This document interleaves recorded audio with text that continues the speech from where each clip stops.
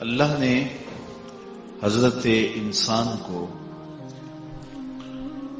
جو ظاہری اور باطنی اعضاء عطا کیے ہیں، ان کی پاکیزگی، ان کی طہارت اور ان کی صفائی اور ستھرائی کی تلقین کی، ہماری عادات کی خوبصورتی کے لیے ہمیں پیغمبروں، رسولوں اور مصلحین کی صورت میں رہنما نصیب کر کے ایک پاکیزہ اور صالح معاشرت کے قیام کے لیے ماحول فراہم کیا۔ ہدایت انسانی سے حضرت انسان کو کبھی بھی محروم نہیں رکھا گیا، یہاں تک کہ اس کائنات کا پہلا انسان، پہلا نبی بھی ہے۔ ہم اپنے امور کا جائزہ لیتے رہیں، اپنی زندگی پر غور و فکر کریں تو بہت سارے ایسے امور ہیں کہ جو معمولی توجہ سے درست ہو سکتے ہیں اور ہم ایک پاکیزہ اور پرسکون معاشرہ ترتیب دے کے خود بھی جئیں اور اپنے اطراف کے اندر بھی خوبصورت زندگی کے ماحول کو فراہم کریں۔ ہمارے وجود سے کسی کو تکلیف نہ پہنچے، ہمارے عمل سے کسی کو اذیت نہ ملے، ہمارے رویے لوگوں کی راحت کے سبب ہوں اور ہماری زبان سے نکلا ہوا ایک ایک جملہ ٹوٹے دلوں کا مرہم بنے۔ میرے حضور سے جب پوچھا گیا کہ مسلمان کی تعریف کیا ہے تو حضور نے ارشاد فرمایا، المسلم من سلم المسلمون من لسانہ و یدہ۔ مسلمان وہ ہوتا ہے جس کے ہاتھ سے، جس کی زبان سے دوسرا مسلمان محفوظ ہو۔ تو ہمارے رویوں میں ایسا جمال ہونا چاہیے، ایسی خوبصورتی ہونی چاہیے کہ ہم لوگوں کے لیے راحت و رحمت کا ذریعہ بنیں۔ ہمارے رویے اور ہمارا طرز زندگی دوسروں کے لیے بڑی آسانیاں تقسیم کرنے والا ہو، تاکہ ہم خود بھی جئیں اور کسی کو بھی جینے کا حق دیں۔ حضرت انسان جب اپنی انسانیت سے آگاہ ہوتا ہے تو اس کا پاکیزہ وجود مخلوق کے لیے نفع بخش ہوتا ہے، اور جب یہ اپنے آپ سے ناآشنا ہو جاتا ہے پھر یہ چوپایوں سے بھی بدتر ہو جاتا ہے۔ اولئک کالانعام بل ھم اضل، یہ چوپایا ہے بلکہ چوپایوں سے بھی بدتر ہے۔ تو گمراہی کے اس گڑھے میں گر جاتا ہے کہ پھر تمیز کے دائرے سے نکل کر حیوانوں سے بھی بدتر زندگی گزارتا ہے۔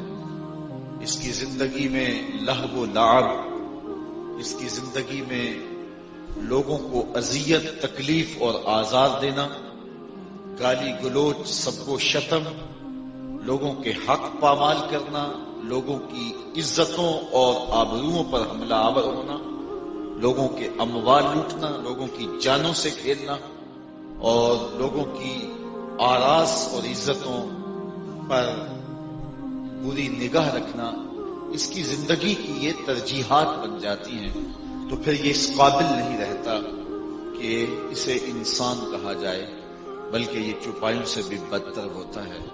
اللہ تعالیٰ نے ہر دور میں بگڑی ہوئی امتوں کے لیے، بگڑے ہوئے لوگوں کے لیے رسول بھیجے، پیغمبر بھیجے، پھر ان کے انفاس قدسیہ کی مہک سے، خوشبو سے معاشرے سلجھے، اور جو ایک دوسرے کے گلے کاٹتے تھے اور ایک دوسرے کا خون بہانے میں فخر محسوس کرتے تھے اور ایک دوسرے کی آبروؤں پر حملہ آور ہوتے تھے، وہ آپس میں بھائی بھائی بن گئے۔ قرآن مجید میں اللہ تعالیٰ نے ارشاد فرمایا کہ اس نعمت کو یاد کرو جس نے تمہیں آپس میں بھائی بھائی بنا دیا۔ دشمنان جان ایک دوسرے کے کس طرح محبت کی لڑی میں پروئے گئے۔ میرے اور آپ کے آقا و مولا کا وہ فیضان رحمت اور حضور کی تعلیمات کے برستے دھارے آج بھی امت کے لیے مکمل، کامل اور اکمل رہنما اصول ہیں۔ جہاں کہیں بھی ہم بے ترتیب ہوتے ہیں، ہم جہاں کہیں بھی آوارگی کا شکار ہوتے ہیں، جہاں کہیں بھی ہم اپنے راہ راست سے ہٹتے ہیں، تو حضور کی سیرت ہمیں پکارتی ہے۔ حضور کے فرامین نور ہماری زندگی کی راہیں سیدھی کرتے ہیں، اور ہم ایک صالح قوم کی صورت کے اندر ایک صالح مزاج میں ڈھل جاتے ہیں۔ اس لیے ہمیں ہمیشہ اپنے آقا و مولا کی طرز زندگی کو ہی اختیار کرنا چاہیے، اور ان کی زندگی اپنے لیے خضر راہ بنا کر کے زندگی کے سارے اندھیرے، ساری ظلمتیں ہم کو مٹانی چاہیے۔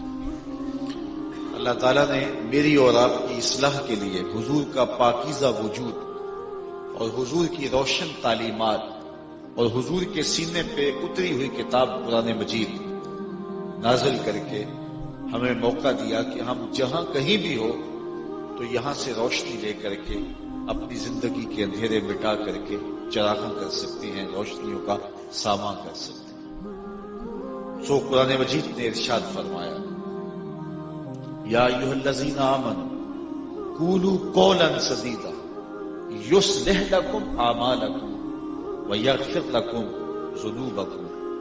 فرمایا اے ایمان والو، سیدھی سیدھی بات کیا کرو، سچی سیدھی صاف ستھری دو ٹوک بات کرنے کا مزاج بناؤ، پھر کیا ہوگا؟ وہ تمہاری اصلاح کر دے گا، تمہارے اعمال کو ٹھیک کر دے گا اور تمہارے گناہ بھی معاف کر دے گا۔ جب ہم اپنے رویوں میں سیدھے اور راست ہو جائیں گے اور ہماری زبان پاکیزہ ہو جائے گی، تو پاکیزہ زبان کے اثرات ہمارے دل اور دماغ پہ ہوں گے، اور ہماری عادات اور ہماری اطوار خوبصورت ہو جائیں گے۔ لیکن جب ہمارے اقوال میں کجی اور کمی اور ٹیڑھا پن ہوگا، تو پھر اس کے اثرات ہمارے قلوب پہ، ہمارے دلوں پہ مرتب ہوں گے، اور ہمارے قلوب اگر سیدھے نہ رہے تو پھر ہمارا کوئی بھی عمل سیدھا نہیں رہے گا۔ اس لیے ہمیں اپنے ظاہر اور باطن کی پاکیزگی اور طہارت اور صفائی اور ستھرائی کی طرف توجہ دینے کی تلقین کی گئی ہے۔ انسان کے جسم میں اللہ نے گوشت کا ایک ٹکڑا رکھا ہے، اس کی اصلاح پورے بدن کی اصلاح قرار پاتی ہے۔ اب اللہ کے محبوب کا فرمان سنیے، حضور نے ارشاد فرمایا، الا ان فی الجسد لمضغہ اذا صلحت صلح الجسد کلہ واذا فسدت فسد الجسد کلہ الا وہی القلب۔ انسان کے جسم میں گوشت کا ایک ٹکڑا ہے، جب وہ صحیح ہو جاتا ہے تو پورا جسم صحیح ہو جاتا ہے، اور جب وہ خراب ہو جاتا ہے تو پورا جسم خراب ہو جاتا ہے۔ پھر فرمایا، سنتے ہو گوشت کے اس ٹکڑے کا نام دل۔ تو دل کی اصلاح پر پورے بدن کی اصلاح موقوف ہے۔ دیکھیے، مرغد غذا پڑی ہے اور میں بھوک کی شدت میں ہوں، آپ نے کہا جناب آئیے، تو میں نے کہا میرا جی نہیں چاہ رہا، تو جی نہیں چاہے گا تو بھوک کے باوجود میرے ہاتھ جنبش میں نہیں آئیں گے اور میں کچھ کھا نہیں پاؤں گا۔ موسم سہانا تھا اور صبح کے خوبصورت اجالے تھے، آپ نے کہا ذرا آؤ ہمارے ساتھ، ذرا ساحل سمندر پہ چلیں اور خوبصورت موسم کا لطف اور حظ اٹھائیں۔ تو میں نے کہا کہ میرا دل نہیں مانتا، تو جی نہیں چاہے گا تو میری ٹانگیں جنبش نہیں کریں گے۔ نظارے جو ہے وہ اتنے دل فریب ہیں کہ آنکھ کھول کر کے دیکھیں تو نہال ہو جائیں۔ قوس قزح کی رنگینیاں اور دھنک کی شوخیاں دل کھینچتی ہیں۔ آپ نے کہا ذرا نظر اٹھا کر تو دیکھیے، میں نے کہا میرا جی نہیں چاہ رہا، تو جی نہیں چاہے گا تو آنکھیں نہیں کھلیں گی۔ جو بھی ہم اعمال کرتے ہیں ہمارے دل کے تابع ہیں، جو دل چاہے وہی زبان بولتی ہے، جو دل چاہے وہی آنکھ دیکھتی ہے، جو دل چاہے وہی ہاتھ کرتے ہیں، جو دل چاہے وہی ٹانگیں کرتی ہیں۔ تو پورے آزاد دل کے تابع ہیں۔ کتنا اچھا ہو کہ دل حبیب حجازی کے تابع ہو، جو وہ چاہے وہ دل چاہے، جو دل چاہے وہ بدن چاہے، تو زندگی میں جمال پیدا ہو جائے، زندگی میں خوبصورتی پیدا ہو جائے، زندگی میں نور و نکہت کا ماحول پیدا ہو جائے تو اپنے دل کی اصلاح کی کوشش کرو. اب دل کی اصلاح کیسے ہوگی؟ کیونکہ اس کی اصلاح پورے بدن کی اصلاح ہے.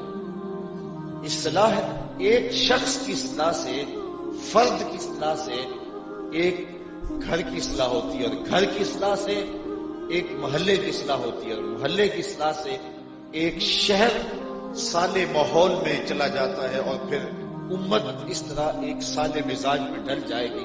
تو سب سے پہلے ہم اپنی اصلاح کریں گے، ہم اپنے باطن کو سنواریں گے. اصلاح امت کا اگر عنوان دیا گیا ہے تو اس کا یہ قطعاً مفہوم نہیں ہے کہ ہم اپنی خواہش کی آرزو اور تمنا کی زندگی گزاریں، جو چاہیں ہم اپنے اندر آوارگیاں جنم دیتے رہیں اور جگہ جگہ جا کے لوگوں کو اصلاح کا پیغام دیں. ایسے اصلاح کبھی نہیں ہوتی ہے.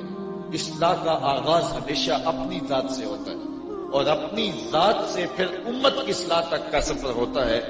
ادارۃ المصطفیٰ کا اصلاح امت کا پیغام ذات سے شروع ہوتا ہے، اور ہم میں سے ہر شخص اس سفر کا آغاز اپنی ذات سے کرے گا، اور ذات کا سفر دل کی اصلاح سے ہوتا ہے. دل ٹھیک ہو گیا تو پورا جسم صحیح ہو گیا، دل خراب ہو گیا پورا بدن خراب ہو گیا. تو دل کی اصلاح بنیادی نقطہ ہے. اللہ کے محبوب کا فرمان آپ کے سامنے رکھا کہ دل کی اصلاح اور پورے بدن کی اصلاح ہے. ملا رومی علیہ رحمہ، جن کو اقبال نے بھی اپنا مرشد مانا ہے، انہوں نے کیا کمال بات کہی. دل بدست آور کہ حج یک برست، از ہزاراں کعبہ یک دل بہترست. کعبہ بن گاہے خلیل اطہرست، دل گزر گاہے جلیل اکبرست. رومی کہتے ہیں کہ دل کو قابو میں لے آ، یہی حج اکبر ہے، اور ہزار کعبے سے ایک دل بہتر ہے. وہ کیوں؟ اس لیے کہ کعبہ حضرت ابراہیم خلیل کی گزرگاہ ہے، اور دل رب جلیل کی گزرگاہ. اس لیے اگر یہ ٹھیک ہو گیا، دل ٹھیک ہو گیا، تو کہتے کعبے گیا گل نہیں مک دیجئے، دلوں نہ مکائیے. ہر سال حج کیا، ہر سال عمرہ کیا، لیکن دل پاپی کا پاپی رہا تو پھر کیا فائدہ ہوا؟ تو اس دل کی اصلاح، اس دل کی پاکیزگی، اس دل کی طہارت، تقوی کا مرکز بھی یہی ہے. اللہ کے محبوب نے جب تقوی کا ذکر کیا تو باقاعدہ اپنے دل کی طرف اشارہ کر کے کہا التقویٰ ہاں ہونا، تقویٰ یہاں ہے، مرکز تقویٰ یہ ہے. یہ ٹھیک ہوتا ہے تو پھر زبان کو کنٹرول ہو جاتا ہے. یہ ٹھیک ہوتا ہے تو پھر آنکھوں میں شرم و حیا کے پردے لگ جاتے ہیں. یہ ٹھیک ہوتا ہے پھر سوچوں میں پاکیزگی آتی ہے. یہ ٹھیک ہوتا ہے تو پھر خیالوں میں طہارت آتی ہے. یہ ٹھیک ہوتا ہے پھر ہاتھ ظلم نہیں کرتے. یہ ٹھیک ہوتا ہے تو اٹھنے والے قدم مسجد کا رخ کرتے ہیں. یہ ٹھیک ہوتا ہے کان قرآن کے نغموں کو ترستے ہیں. تو اس دل کی اصلاح پورے بدن کی اصلاح ہے. تو اس کی اصلاح کے لیے مجھے اور آپ کو کوشاں ہونا چاہیے. اب اس دل کی اصلاح کیسے ہوگی؟ یہ دل پاک کیسے ہوگا؟ یہ پاپی مجرم جو گناہوں سے گھرا ہوا ہے، میرے حضور نے ارشاد فرمایا کہ جب کوئی شخص گناہ کرتا ہے تو اس کے دل پر ایک سیاہ نقطہ لگ جاتا ہے. اگر وہ توبہ کرتا ہے، اللہ کے حضور رجوع کرتا ہے، تو وہ نقطہ سیاہ جو دل کی تختی پہ لگا تھا وہ مٹ جاتا ہے اور دل مصفا ہو جاتا ہے.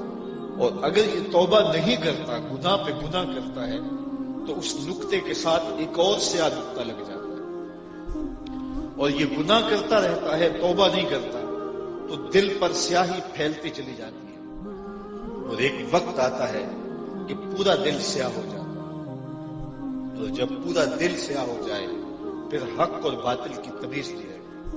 پھر گناہ کرنے کے بعد بھی شرمندگی نہیں ہوتی. جب انسان پہلا جرم کرتا ہے، وہ کسی بھی نوعیت کا ہو، تو اس کا دل لرز جاتا ہے.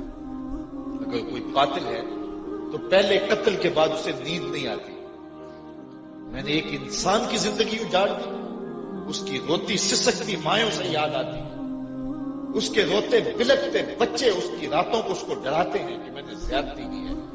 لیکن جب وہ قتل پہ قتل کرتا ہے تو اس کا دل سیاہ ہو جاتا ہے. پکا نمازی نماز چھوڑ دیتا ہے کسی وجہ سے تو سارا دن اسے بے چینی رہتی ہے. فجر کی نماز چھوٹ گئی کسی وجہ سے تو سارا دن ایک بے کلی رہتی ہے، ایک بے قراری رہتی ہے.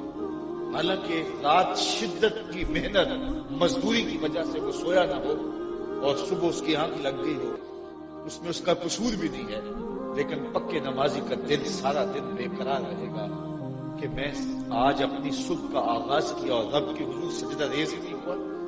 لیکن اگر وہ دوسری نماز بھی چھوڑ دے، تیسری بھی چھوڑ دے، تو ایک وقت آئے گا کہ روز نماز چھوڑتا ہے تو اس کو کوئی بے چینی نہیں ہوتی. کتنے بے نمازی ہیں جو نماز نہیں پڑھتے، انہیں کوئی بے قراری نہیں ہوتی، وہ چین کی زندگی گزار رہے ہوتے ہیں، وہ قرار کی زندگی گزار رہے ہوتے ہیں، نمازوں پہ نمازیں چھوڑ رہے ہوتے ہیں. کتنے لوگ ہیں جن کی آنکھیں زنا کرتی ہیں، جن کی سوچیں آوارہ ہوتی ہیں، لیکن وہ رات چین کی نیند سو جاتی ہیں، قرار کی نیند سو جاتے ہیں. دل سیاہ ہو گیا ہے، باطن اجڑ گیا ہے، وہ حس ختم ہو گئی ہے، ضمیر مردہ ہو گیا ہے. تو ضمیر کیسے زندہ ہوگا؟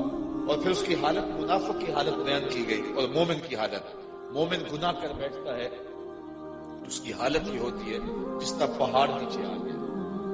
ابھی پہاڑ گرے گا تو اس کو کچل دے گا، وہ جلدی سے تلافی کرنا چاہتا ہے، توبہ کے دروازے کو ڈھونڈتا ہے اور اللہ کے حضور معافی مانگتا ہے. اس کا بدن خوف خدا سے لرزتا ہے. اور اگر وہ گناہ پہ گناہ کرتا ہے تو پھر کیا ہوتا ہے؟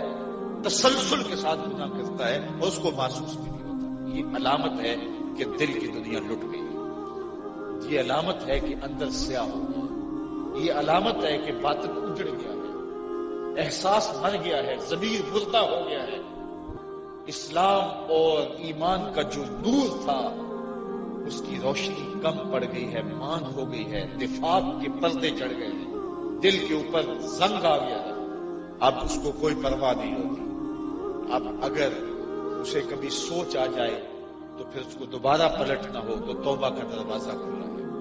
رب نے اپنے بندوں کے لیے مایوسی کو حرام کیا ہے کہ وہ میری رحمت سے کبھی بھی مایوس نہ ہو. لا تقنطوا من رحمت اللہ، میری رحمت سے کبھی مایوس نہ ہونا. تم کتنے بھی جرم کیے ہو، آجا میری دہلیز پہ پلٹ کے تیرے سارے گناہ معاف کر دوں، بلکہ تیرے گناہوں کو بدل کے نیکیوں میں تبدیل کر دوں گا. کہاں گناہوں بھری زندگی اور یہ وعدے نصیب کے جھونکے، رب کی رحمتوں کا پیام. اس کی رحمتیں آواز دے رہی ہے، یا ایھا الانسان ما غرک بربک الکریم. او بھاگے ہوئے انسان، آجا پلٹ کے، تیرا رب بڑا ہی کریم. مجھے بتاؤ کوئی بھاگے ہوئے کو یوں آواز دیتا ہے؟ کبھی آپ نے دیکھا نہیں ہوگا مجرم کا تعاقب کرتے ہوئے پولیس کو؟ آپ نے سخت گیر استاد کو شاگرد کے پیچھے دوڑتے بھی دیکھا ہوگا. اللہ اکبر. لیکن پیار کا کیسا انداز ہے. میں کہا کرتا ہوں ساری دنیا کے شہد میں چھوڑ دو، اتنی مٹھاس نہیں ملے گی جتنی قرآن کی اس لہجے میں مٹھاس ہے. آواز آ رہی ہے، ذرا دیکھیے مجرم کو، باغی کو، سرکش کو، متمرد کو، جو اس کی حکموں کو توڑ کے جا رہا ہے، اس کی دہلیز کو چھوڑ کے جا رہا ہے، اس کو اس کی رحمتیں آواز دے رہی ہیں، یا ایھا الانسان، او بھاگے ہوئے انسان. ویسے انسان نسیان سے ہے، نسیان بھول جانے والے کو کہتے ہیں. تو جو مالک کا در چھوڑ کے بھاگ رہے ہیں اس کو آواز دی جا رہی ہے، یا ایھا الانسان، او بھولے ہوئے، او اللہ کا در چھوڑ کے بھول گئے ہوئے، آجا پلٹ کے. ما غرک بربک الکریم، کیوں مغرور ہو گیا، کیوں جا رہا ہے؟ آجا پلٹ کے، تیرا رب بڑا ہی کریم ہے. مجھے بتاؤ کوئی مجرموں کو یوں بھی آواز دیتا ہے؟ کوئی بھاگے ہوئے لوگوں کو یوں ہی سینے سے لگاتا ہے، یوں بھی پیار کرتا ہے، یوں بھی شفقت دیتا ہے؟ ما غرک بربک الکریم. اللہ اکبر. ابھی آپ نے دیکھا ہوگا کوئی نالائق بچہ گھر چھوڑ کے بھاگ جاتا ہے، وہ تو شاید کسی ہوٹل میں برتن مانج کے اپنے پیٹ کی آگ بجھا رہا ہوتا ہے، لیکن ماں کے حلق سے نیچے لقمہ نہیں اترتا. باپ کی راتوں کی نیند لٹ جاتی ہے، پاگلوں کی طرح گھومتا پھرتا ہے، اس رشتے داروں کو فون کرتا ہے نکما ادھر تو نہیں آیا، اس کے دوستوں کو پوچھتا پھرتا ہے تمہیں تو نہیں بتا دیا. اور اخبارات میں، ٹیلی ویژن پہ اشتہار چھپتے ہیں کہ ہمارا اس نام کا بیٹا، کہنے سننے کا انداز یہ، اٹھنے بیٹھنے کا سٹائل یہ، اس رنگ کا لباس ہے، وضاحت ایسی ہے، اس طرح سے ہمارے گھر سے گم ہو گیا، اتنے دنوں سے غائب ہے، اگر کسی کو ملے اس نمبر پہ اطلاع کرے، اتنا انعام دے گا. اور ساتھ لکھا ہوتا ہے نیچے نوٹ، اگر وہ خود پڑھ رہا ہو تو واپس آ جائے، اسے کچھ نہیں کہا جائے. اور میں جب بھی کبھی یہ آیت پڑھتا ہوں تو میری نظر، جب یہ اشتہار پڑھتا ہوں تو میری نظر اس آیت پہ آ جاتی ہے. رب بھی کہہ رہے یا ایھا الانسان ما غرک بربک الکریم، او بھاگے ہوئے انسان آجا پلٹ کے، تیرا رب کریم ہے، کچھ نہیں کہے گا، آ تو صحیح اس کی چوکھٹ میں۔ الذی خلقک، اس نے کیوں تجھے کچھ کہنا ہے، وہ تیرا خالق لگتا ہے، آجا پلٹ کے۔ تو مالک کی تحلیل چھوڑ کے جب بندہ بھاگا تو آواز آئی یا ایھا الانسان ما غرک بربک الکریم، او بھاگنے والے آجا پلٹ کے، میں تیرا رب بھی اور کریم بھی۔ الذی خلقک فسواک فعدلک فی ای صورت ما شاء رکبک، دیکھ میں تیرا خالق لگتا ہوں، میں نے تجھے دست قدرت سے بنایا ہے، تیرا ناک نقشہ سنوارا ہے، تیرے اعضاء کو توازن بخشا ہے، تجھے خوبصورتی دی ہے، تجھے حسن بخشا ہے، تجھے جوانی دی ہے، تیرے اعضاء کو صلاحیتیں دی ہیں، آنکھوں کو چمکنا سکھایا ہے، تیری زبان کو بولنے کی صلاحیت دی ہے، تجھے سوچتا ہوا دماغ دیا، دھڑکتا ہوا دل دیا، جذبات کا ایک جہاں تیرے سینے میں آباد کیا۔ مٹی کے ذروں سے اور پانی کی بوند سے بننے والا انسان آج جوان ہوا تو آج مالک کو بھول گیا، آجا پلٹ کے میں تیرا رب لگتا ہوں، میں تیرا کریم مالک ہوں۔ تو اس کی رحمتیں آواز دے رہی ہیں، جس کی روح سن لے اس کی آواز کو وہ پلٹ آئے، پھر مالک اس پلٹنے والے کہ گناہ نہیں دیکھتا، وہ دیکھتا ہے میرا بندہ میری دہلیز پہ آ گیا، فرشتوں میرا بندہ آخر میرے پاس ہی آیا ہے نا، میرے علاوہ اس کا کوئی رب نہیں نہ تھا کہ جہاں جاتا تم گواہ بن جاؤ، میں نے اپنے بندے کے سارے گناہ معاف کر دیے، ساری خطائیں معاف کر دی۔ تو دل کے زنگ اتار کر کے اپنے مالک کی دہلیز پہ آؤ۔ دلوں کے زنگ کیسے اتریں گے؟ دل مصفہ کیسے ہوں گے؟ دلوں کی پاکیزگی اور طہارت کا سما ہم کیسے کریں گے؟ آؤ، اللہ کے محبوب علیہ السلام نے ارشاد فرمایا لکل شیء سقالہ وسقالۃ القلوب ذکر اللہ، ہر شے کا زنگ کسی نہ کسی شے سے اترتا ہے، دل بھی زنگ آلود ہوتے ہیں، تو دلوں کا زنگ اتارنا چاہو تو اللہ کا ذکر کیا کرو، تلاوت کلام مجید سے دلوں کا زنگ اترتا ہے، اللہ کے ذکر سے دلوں کا زنگ اترتا ہے۔ تو اپنے مزاج کے اندر قرآن مجید کی تلاوت شامل کر لو اور صبح شام اللہ کا ذکر کرو، اللہ کا ذکر سنو، مجالس ذکر میں بیٹھو اور دل کے اوپر لگے ہوئے زنگ کھرچ کے اللہ کی معرفت کا رنگ چڑھاؤ۔ یہ رنگ صبغت اللہ اگر دل پہ چڑھ گیا تو پھر یہ ایسا پکا رنگ ہے کہ یہ اترتا نہیں ہے، یہ دل کا چڑھا ہوا رنگ تمہاری پوری زندگی کو رنگین اور پرنور کر دے گا، لیکن اگر دل اللہ کی معرفت کے رنگ سے بے دور ہوا تو ساری زندگی گزر گئی۔ دیکھیے کیا مقصد ہے زندگی کا، جو بندہ اس دنیا پہ آیا اور اس نے مقصد زندگی ہی نہ پایا، بچپن سے لڑکپن سے جوانی، جوانی سے بڑھاپا، بڑھاپے سے موت، آخر کوئی زندگی کا مقصد بھی تو ہے۔ اللہ نے حضرت انسان کو تمام مخلوقات پر فضل و شرف دیا، تو یہ کیا یہ مراحل طے کر کے قبر میں چلا گیا؟ کیا پھر اس نے پایا اس زندگی میں؟ اللہ قرآن مجید میں ارشاد فرماتا ہے جل شانہ کہ من کان فی ھذہ اعمی فہو فی الآخرۃ اعمی واضل سبیلا، جو اس دنیا میں اندھا رہا کل قیامت کے دن بھی نابینا اٹھایا جائے گا۔ اس سے وہ نابینا مراد نہیں ہے جس کی ظاہری آنکھوں میں نور نہیں ہے، اس سے وہ نابینا مراد ہے جس کا دل بے نور ہے، جو دنیا میں آ کر کے مقصد زندگی نہ پا سکا، جو وہی وظیفہ ادا کرتا رہا جو چوپائے اور حشرات الارض ادا کرتے۔ میں کہتا ہوں رزق حلال ہی صحیح، حرام نہ صحیح، حلال ہی صحیح، لیکن یہ کام تو چیوٹی بھی کرتی ہے، صبح اپنی بل سے نکلتی ہے، رزق کماتی ہے، بچوں کو کھلاتی ہے، موسم برسات کے لیے جمع کرتی ہے، اپنی بل میں لے جاتی ہے، اور یہی کام حضرت انسان بھی کرتا ہو تو پھر یہ اشرف کاہے کا ہے؟ رزق حلال تو چیوٹی بھی کماتی ہے، پرندے بھی اپنی غذا روز پوری کر لیتے ہیں، اگر یہی کام ہو۔ ہم کہتے ہیں فلاں آدمی بڑا اچھا ہے، صبح ٹائم پہ کام پہ جاتا ہے، ٹائم پہ آتا ہے، کسی کو کچھ نہیں کہتا، رزق حلال کماتا ہے، ٹھیک ہے مان لیا، لیکن یہ کام تو وظیفہ تو چڑیا بھی کرتی ہے، یہ وظیفہ تو چیوٹی بھی کرتی ہے، تو یہ اشرف کیسے ہے، یہ افضل کیسے ہے؟ یہ افضل اس لیے ہے کہ اس دنیا پہ آ کے مقصد زندگی پاتا ہے اور اس دنیا میں رہ کے اپنے رب کی معرفت پاتا ہے، پہلے اپنی ذات سے آگاہ ہوتا ہے اور پھر اپنے رب سے آگاہ ہوتا ہے۔ اور جس کو اپنے آپ سے ساری زندگی آگہی نہ ملی، من عرف نفسہ فقد عرف ربہ، جس نے اپنے آپ کو پہچان لیا اس نے اپنے رب کو پہچان لیا، اور جس کو خود ہی کا تعقل ہی نہ ہوا جس کو یہی نہ پتا چلا کہ میں کون ہوں، زندگی کی جہت ہی معلوم نہ ہوئی، جینے کا مقصد ہی نہ سمجھا، وہ بس کھانے پینے کے لیے زندہ ہے، کیا یہ زندگی ہے؟ یہ کوئی زندگی نہیں۔ زندگی کشمکش کا نام ہے، زندگی با مقصد حیات معتبرہ کا نام ہے شباب اپنے لہو کی آگ میں جینے کا نام۔ زندگی تو مقصد ہے، زندگی تو بھٹکی ہوئی انسانیت کو راہ حق پہ لانے کا نام ہے، زندگی تو اللہ کے دین کو غالب کرنے کی کوشش کا نام ہے، زندگی تو گمراہیوں میں پھنسے ہوئے لوگوں کو اس گندگی اور غلاظت سے نکال کر کے جادہ مستقیم پہ ڈالنے کا نام ہے۔ اور یہ ہوگا تب جب ہم خود اپنی صفائی و ستھرائی کریں گے اور مقصد زندگی کو سمجھیں گے۔ یوں ہی آوارگی میں قیمتی زندگی کی سانسیں برباد نہ کر دو، اپنی زندگی کی مقصدیت کو سمجھو۔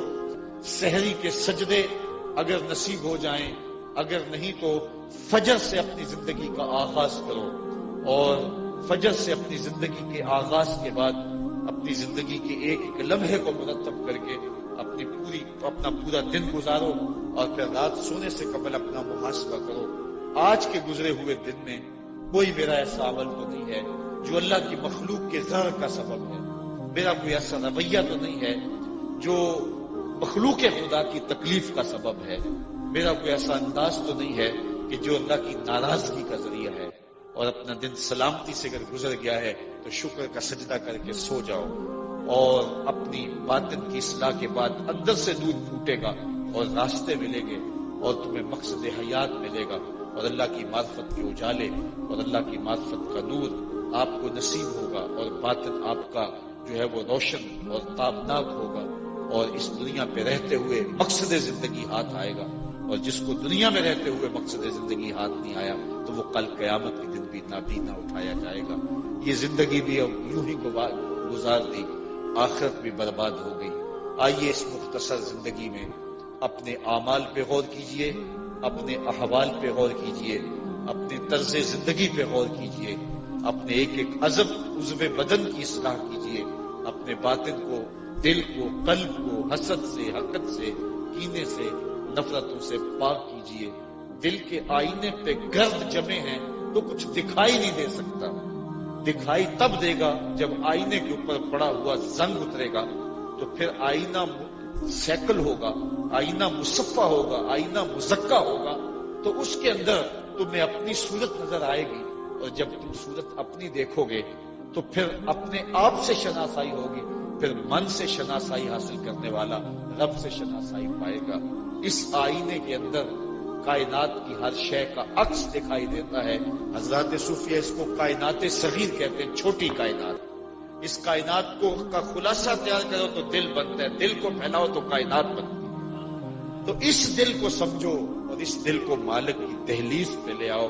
لیکن یہ دل گناہوں کی وجہ سے اگر سیاہ ہو گیا تو پھر چہرے کے اوپر صابون اور طرح طرح کی کریمیں مل کے اس کو صاف کرنے کا کیا فائدہ؟ سلطان صاحب پھر بولے کہ دل کالے نالوں منہ کالا چنگا، جے کو یہ رمز پچھانے۔ اگر یہ رمز سمجھ میں آ جائے کہ منہ کالا ہو تو خیر ہے، دل کالا نہیں ہونا چاہیے، دل ستھرا ہونا چاہیے، دل پاکیزہ ہونا چاہیے۔ پوری کائنات اس دل کے اندر ہے، تو اس کو درد سے آشنا کرو۔ اور وہ درد کون سا ہے؟ وہ درد حب رسول کا ہے، وہ درد عشق رسول کا ہے۔ تو ان کے نام کے وظیفے پڑھو، ان کے ذکر کی تسبیحیں پڑھو، حضور پہ درود سلام پیش کرو، اور ان کے ساتھ اپنے تعلق خاطر کو مضبوط کرو، اور دل کے زنگ اتار کر کے معرفت کے رنگ میں آ جاؤ۔ پھر یہ خوبصورت زندگی جینے کا لطف آئے گا۔ اگر کسی نے زندگی کا لطف دیکھنا ہے تو وہ حضور کی چوکھٹ پہ آ جائے اور وہ اس دل کی دنیا سے آشنا ہو جائے۔ پھر یہ لٹا ہوا دل قرار دیتا ہے، یہ اس کی ٹیس اور اس کی درد اور اس کی کیفیات، زندگی کا جمال جو ہے وہ زندگی کی حقیقتوں سے آشنا کرتا ہے۔ لیکن ہم لوگ اپنی زندگی کے اس مقصد کو بھول گئے جس کے لیے ہمیں پیدا کیا گیا تھا۔ اللہ نے یہ دل اپنے لیے پیدا کیا تھا، اسی لیے اس کو عرش اللہ کہا گیا۔